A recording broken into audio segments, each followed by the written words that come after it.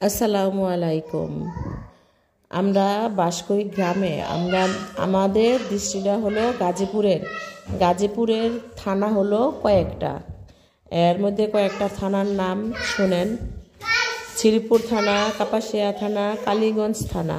এক এক থানার এক এক রকম ভাষা, তা আমাদের ভাষাটাও অন্যরকম। তো গাজীপুরের ভাষায় কিভাবে কথা বলতে হয়, কথাগুলা শুনলে কেমন হয় তা শোনেন। এই যে আমি জঙ্গলের মাঝে বয়ে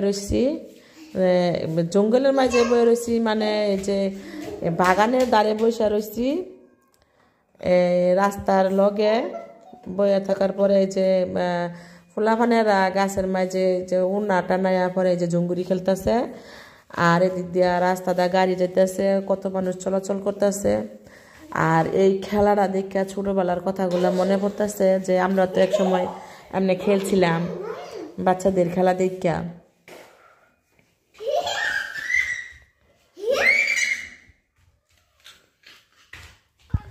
তো হোক থানার মানুষ এক এক রকম ভাষা উচ্চারণ করে।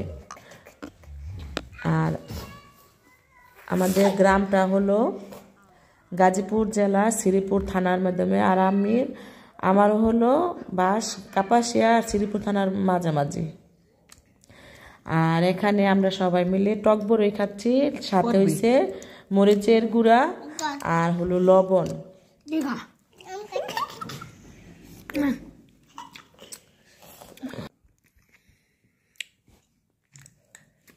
এটা আমার তো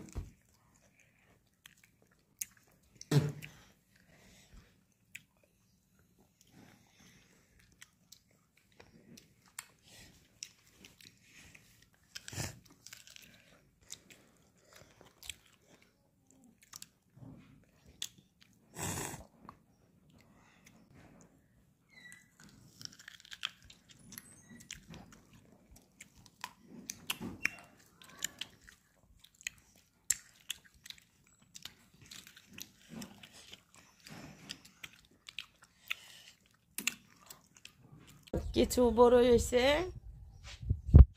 ছোট পান্না, কাঁচা পান্না মিলে ছোট, আর কিছু বড় হয়েছে কাঁচা পান্না মিলে বড়। আর আরেকটা করে হাই রে ছোট, আরেকটি 2 পদের পান্না। গাছের বড় কি শেষ পর্যায়ে চাইছিলাম তো তার বাহেলে কয়টা বড় দিতাম, তা আগুনতে 1 কেজির মতন ধুয়ে দিম, এটা বড় দিতাম না তাহলে।